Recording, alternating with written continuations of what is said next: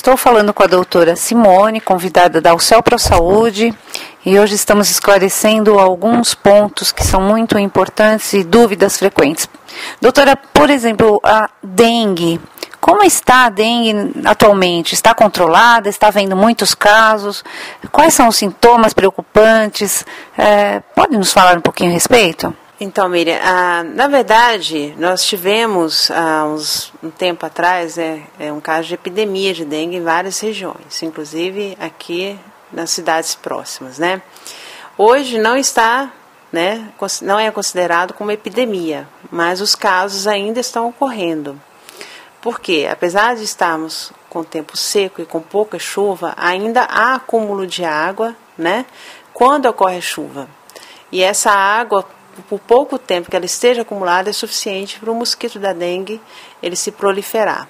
Então a gente ainda tem casos sim de dengue. E o que é mais preocupante é assim, que junto com a dengue a gente está tendo casos, né, de uma outra doença viral transmitido pelo mosquito da dengue, que é chamada de chikungunya. É uma doença que ela é muito parecida com a dengue, e que ela é oriunda, né, de outros países latinos, como a Venezuela. E os sintomas são muito parecidos, como febre, né, febre alta durante pelo menos 5 dias, né, dores no corpo, dor de cabeça, dor articular. O que diferencia bastante uma doença da outra é que nessa doença de chikungunya, a dor articular é muito intensa, tanto que a pessoa pode ter dificuldade de se movimentar, né? Na dengue é uma dor articular mais leve, né, que incomoda, mas não impede a pessoa de se locomover, de se movimentar. E apesar de ser raro, né, ainda temos poucos casos, mas há alguns casos suspeitos. Não posso dizer os casos confirmados, porque muitas vezes a gente não tem acesso à informação se foi confirmado ou não, porque para se saber confirmar a doença é feita uma sorologia que é mandado para São Paulo, né? O exame não é feito aqui na região. E muitas vezes a gente não tem acesso a esse retorno, se foi confirmado ou não. Mas independente da confirmação, o tratamento das duas doenças é o mesmo, que é remédio para dor, remédio para febre, evitando-se a aspirina e os anti-inflamatórios. Diferentemente da dengue, a doença de chikungunya, ela não dá forma hemorrágica. A dengue sim pode dar forma hemorrágica, né? Mas mesmo assim deve-se evitar o uso de AS anti-inflamatório nela. E o preocupante é que o Aedes aegypti, que é o mosquito da dengue, ele está se superando e conseguindo transmitir outras doenças. Então, além da dengue, essa outra doença viral. E esse vírus, né, da doença chikungunya, ele também é transmitido pelo mosquito da febre amarela, que felizmente não está presente em nossa região sudeste, como em outras regiões. Então ele ainda assusta muito, né, doutora? Agora, ainda mais com essa nova doença aí que ele está transmitindo, né? E os cuidados são os mesmos, aquela história, né? Não deixar a água parada. O problema eu não deixo, mas o vizinho acaba deixando. E o mosquito que vai na minha casa é aquele que veio, talvez, do vizinho, né? E se prolifera e causa as doenças, como eu falei, da dengue e a chikungunya, que é uma doença nova, mas que está acontecendo. Só para ficar bem claro, essa nova doença, ela é menos ou está de igual em termos de importância de perigo para a pessoa? Na verdade, é uma doença viral, né, que causa os mesmos sintomas da dengue. E raríssimos casos eles se complicam. O grande problema da chikungunya é que a pessoa pode persistir com uma artralgia e pode até virar uma artrite, que é uma inflamação da articulação. E essa dor pode persistir por meses. Essa é a grande complicação que pode dar, né? Comparativamente com a dengue eu diria que ela tem riscos maiores, porque ela tem risco da forma hemorrágica que pode ser fatal. Mas independente disso, né, é uma doença que merece atenção, que há, como eu falei, há casos suspeitos, né, e o médico tem que conhecer, saber disso para ele suspeitar. Apesar de que, como eu disse também, o tratamento não vai diferir da dengue. Então, é hidratação, remédio para dor, remédio para febre, evitando SAES e anti-inflamatório. Doutora Simone, uma questão que a gente tem muita dúvida. A pessoa foi picada uma vez, teve a dengue, foi diagnosticada e tratada, curada. Aí o mosquito volta e pica a mesma pessoa. Isso é mais perigoso? Me explica um pouquinho para a gente sobre isso. Então, na verdade é assim, existem diferentes sorotipos de vírus da dengue.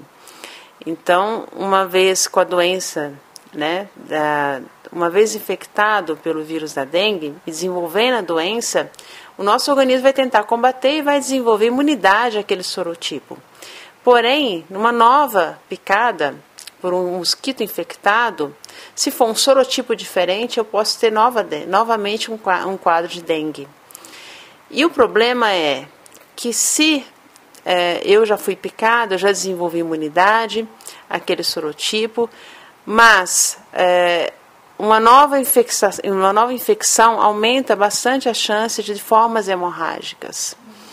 Então, quem teve dengue não está tranquilo e não está imune a novas formas, a novas doenças, novas infecções por dengue causada por sorotipo diferente. E essa pessoa, sim, tem um risco aumentado, não quer dizer que ela vá ter, mas ela tem um risco aumentado de desenvolver a forma hemorrágica. Então, a gente fica muito refém, né, desse mosquito. Existe alguma coisa, algum medicamento, algum alimento, alguma coisa que se possa passar no corpo para evitar, ou pelo menos minimizar que ele se aproxime e que nos pique?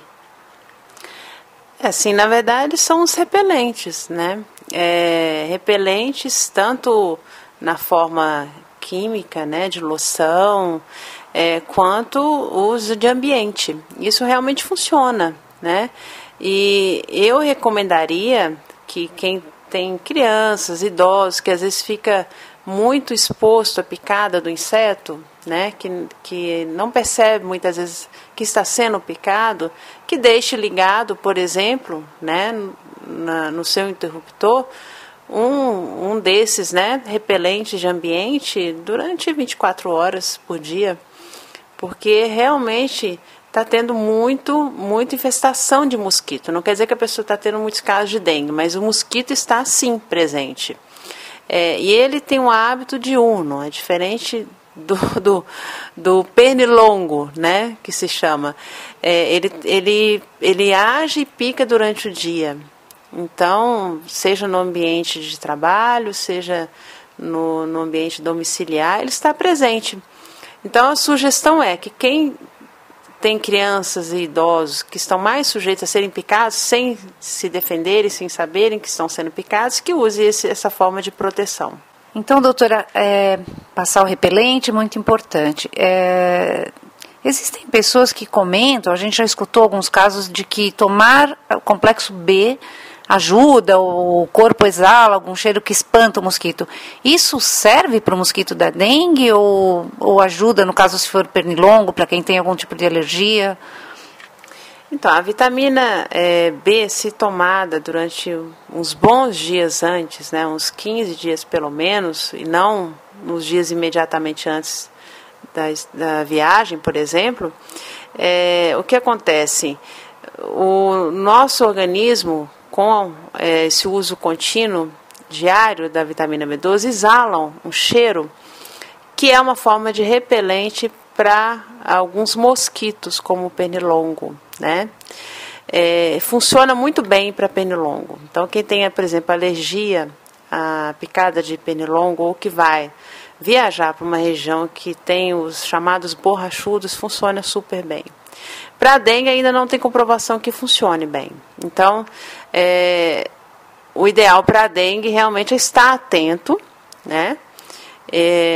Porque, como eu disse, hoje em dia é muito comum em todos os ambientes se ver algum tipo de mosquito que pode ser o mosquito da dengue e usar mais os repelentes de ambiente. E ficar muito atento com o vizinho e fazer uma certa cuidado do seu e cada um cuidando do seu e um pouquinho do outro, né, doutora?